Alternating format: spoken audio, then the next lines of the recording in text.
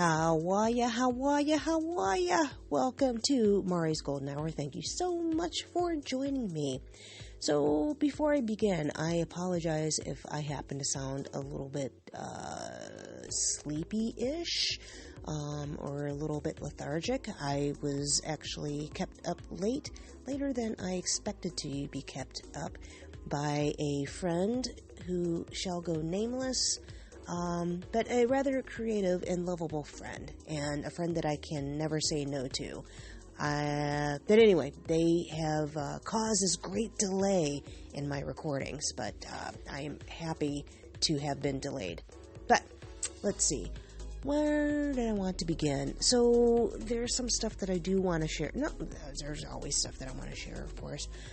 The first and foremost, though, is if you check out my podcast on Podbean, please do yourself a service and check out the other podcasts. There are so many that are available to you to check out. A lot of wonderful podcasters. And that's pretty much all I want to say about that. So yeah, definitely check it out. You can also find me on my YouTube channel, Mari's Golden Hour, and on various other platforms where things can be platted and formatted. So, what did I stumble across this week? Toni Basil, who, if you do not know who she is, look up Mickey. And she is the cheerleader of that video and the singer of that video that she is cheerleading in. And she is a very well-known choreographer. And I looked at a video that she did of, it had some really cool house music playing in the background. And she, of course, was dancing house, but she was also doing freestyle. And it's like, yep, she still has it, which, never expected her to lose it. But everybody makes a big deal out of age. And, the higher up that number increases, the less, virile you are, the less active you are, the less cool things you do, which, it's not the case. And definitely in Toni's case, yeah, definitely. She was very fun to watch. And so yeah, definitely just check her out. If you don't know, now you know. I think I mentioned this particular author last week. Her name is Jasmine Gilroy. Yeah, Jasmine Gilroy.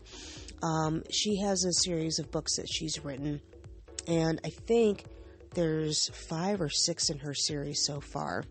And can't say enough about her and the stories.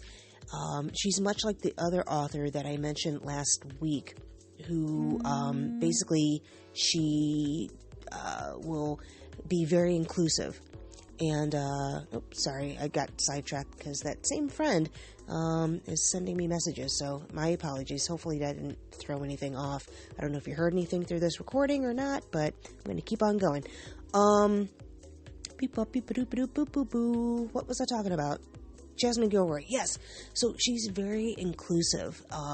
She will have characters of all different races, ages, different social backgrounds, and there's nothing that's in there that's unrealistic.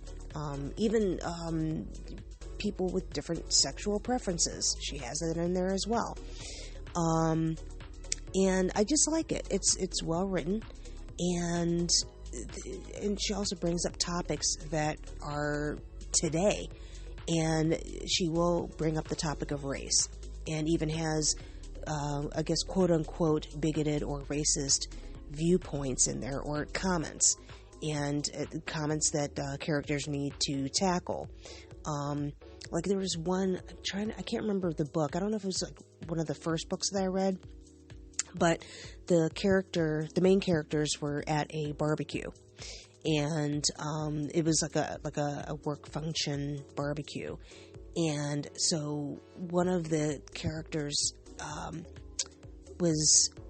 they said something, and it was like something that was said in conversation, and it's something that was cringeworthy, and it's like, wow, really? But, people still do say these things, unfortunately. And so she brought that up in her book within the story. And there was nothing mean-spirited about how the author did it or even how they decided to tackle that particular situation. But it's just what you live through. And then in another book, or maybe it was the same one, the male character's mother, who I think the mother, he's Hispanic and the mother is Hispanic, and she said something like about the person he was seeing, and asking like, oh, is she Mexican, and or the mom wanting her son to have a Mexican girlfriend, and but if she's not Mexican, the mom is still okay with it because she's happy for her son. So, it's like that was said. It's not like anybody made a big deal out of it. And that was it. And it's not that the mom was being mean-spirited either. It's just that she's like, oh, I'd prefer for him to date a Mexican girl. Just sort of being like that old motherly type of mom, I guess. I don't know. At least when I read it and how I read it, I personally did not take offense to that. Maybe some people will. I don't know. But I enjoyed the book. But like I said, she gives a range in ages. They're not like early teen characters, at least not so far that she's written.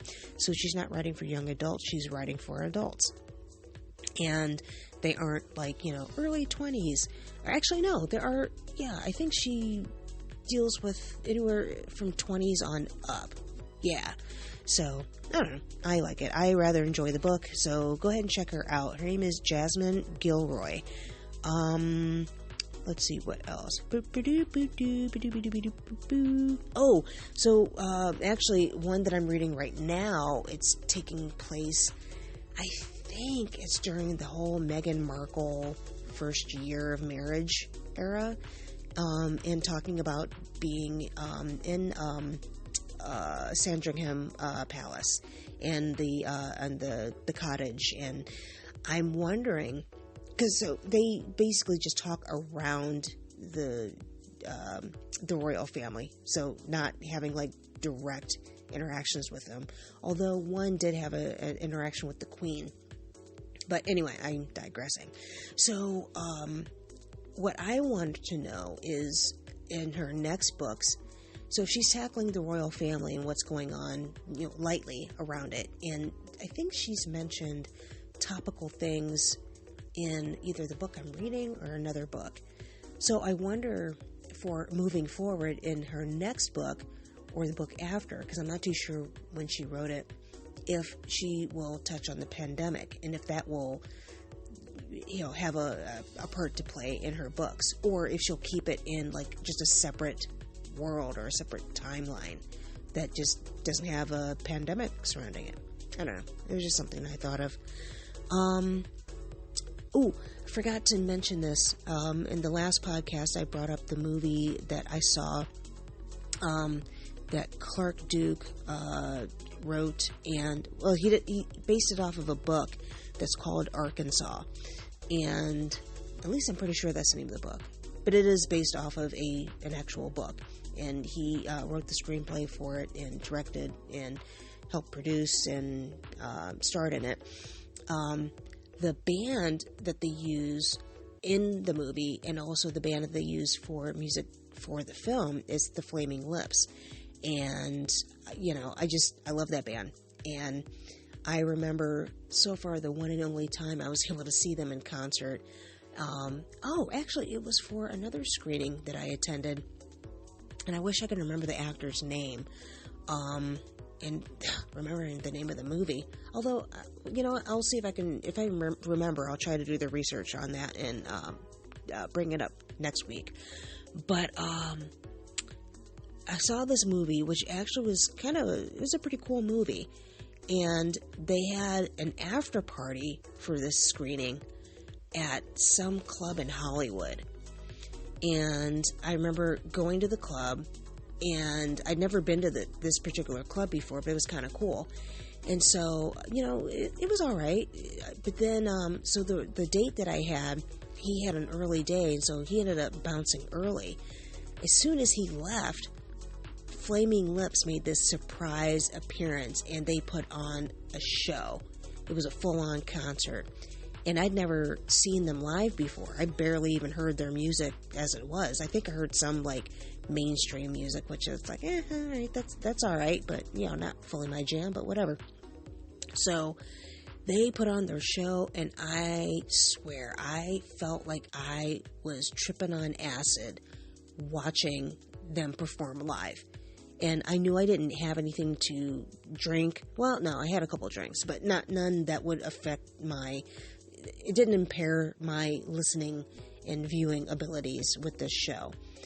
But I felt like I was on drugs by just being in the audience for them performing. I had never experienced anything quite like it. I was just blown away by the whole show. And the director of this movie that I watch, and he also starred in it too, I don't know if he just happened to be standing by me, but I was like, man, thank you so much for this. He goes, yeah, you having a good time? And, we were just bouncing back and forth, just kind of, vibing. And I thought that was really cool too, that this dude was so down to earth, because, who am I? And I'm just some random chick that came to, watch this screening and lucked up on this after party and I stayed around for the free show, because now that I'm remembering, the after party, it was just sort of like a gathering of anybody that was at the movie, and they wanted to come and hang out, they could. There's drinks. I can't remember if there was even any food there. And so my friend and I, we hung out for I don't know, it was a good while, a nice chunk of time. And he's like, all right, well, I'm going to go. And, but I stuck it out. I don't know why I stayed there longer. I don't know if I happened to still have a drink or, I don't know. I can't remember why, but I'm glad I stayed, because that concert was awesome. Absolutely awesome. What else? Speaking of some throwback stuff, still listening to indie radio, and they've just been playing some really cool deep cuts, and one of them that came about that just had me really going back was they played Depeche Mode's Walking in My Shoes, and I heard that, and within the first, I'd say 3 beats, I was like, oh my gosh, I went back there. And because for me, that whole Depeche Mode era just reminds me of hanging out with some really cool people from my high school, which, it's there's just very few that really, they just, this was such a cool time. And the one guy that I can't remember his name right now, but he was an upperclassman, and we were hanging out. I don't know if we were going to go to some party. We were meeting up with some other people, but I remember we were riding around, and he went to a drive-thru because he was hungry, and he's like, hey, do you want to smoke some weed? And it's and I'd never smoked weed ever in my life up until that point, and he did it all the time. So he was the first person that I ever smoked weed with, and I remember, I think it just gave me cotton mouth at the time. I don't remember feeling any sort of other effects from it, but so I was like, well, this isn't for me, because I really didn't feel anything, and I don't see what the big deal is. So yeah, and I put that stuff down for many, many years after that, until sometime in college, but that's another story for another time.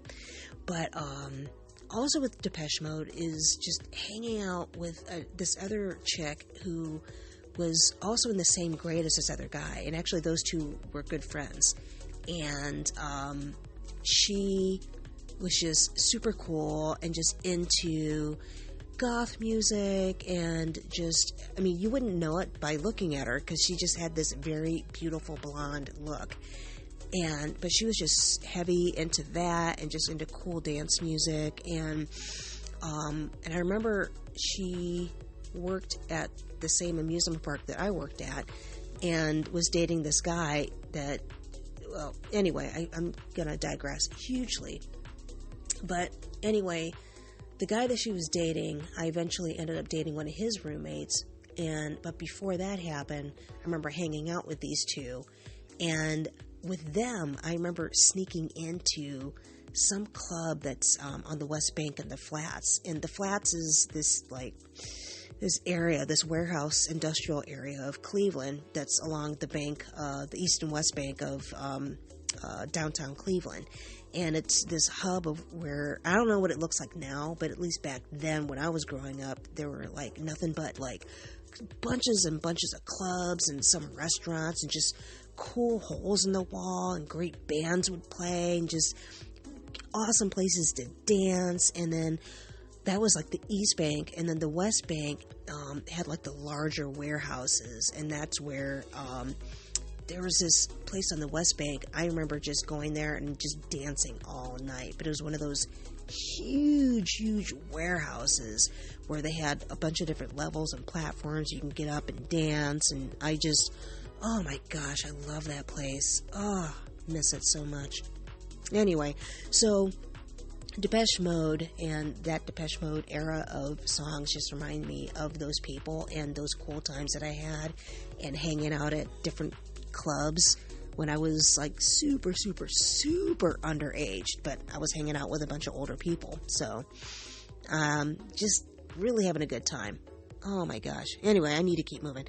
So, in talking with this friend that has me doing everything late this evening, he just reminded me of my love for Jack Harlow, which I know I mentioned him in other podcast episodes, but in case you're new to the podcast, or if I fail to mention it, please do not sleep on Jack Harlow.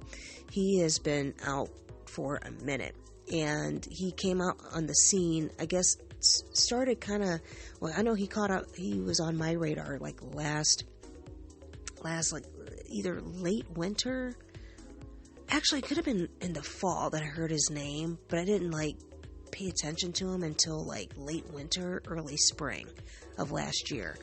And he's slowly been blowing up. And I happened to see that he also had like a quick little spot on, I think Jimmy Kimmel. He did a live performance. So he's beginning to slowly get his mainstream blow up. But if you are new to Jack Harlow, check out What's Poppin'.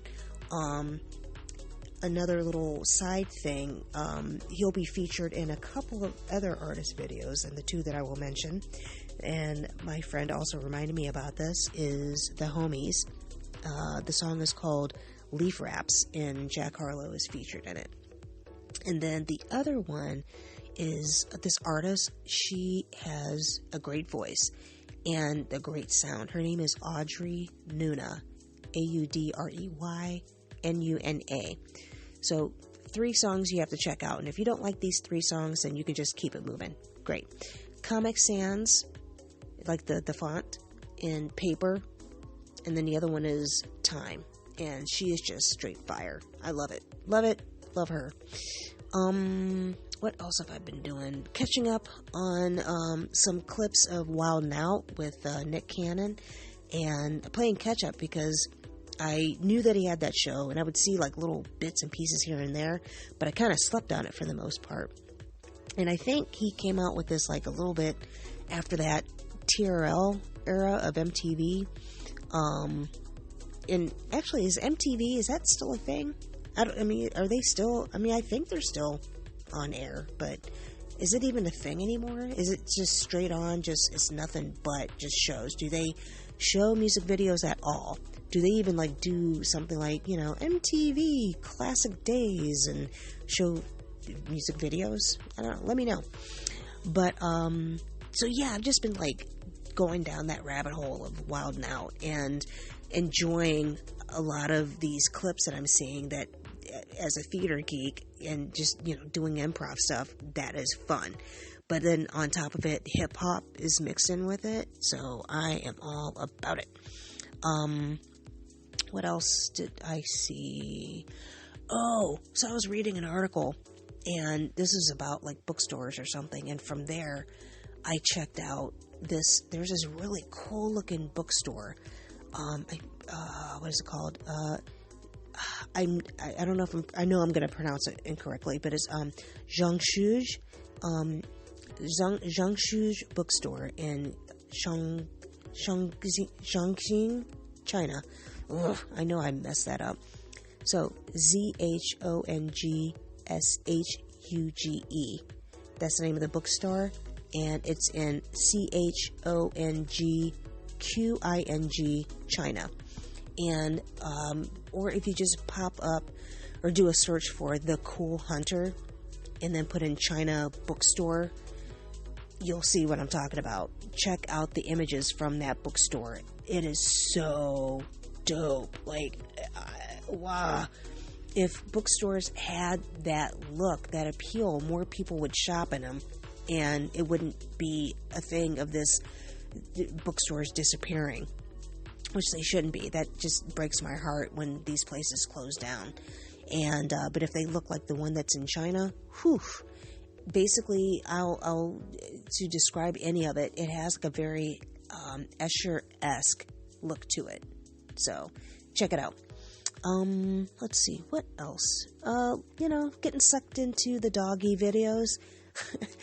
I can't help it. I'm a sucker for doggies and the doggy vids. The one that jumped out at me, it's called These Happy Dogs Love Sliding Down Snowy Hills. Yeah, it's a very long title, and it's done through Rumble Viral. They're very cute, very funny, and they just remind me of my own doggies that used to love hanging out in the snow. And they could hang out there for long stretches of time.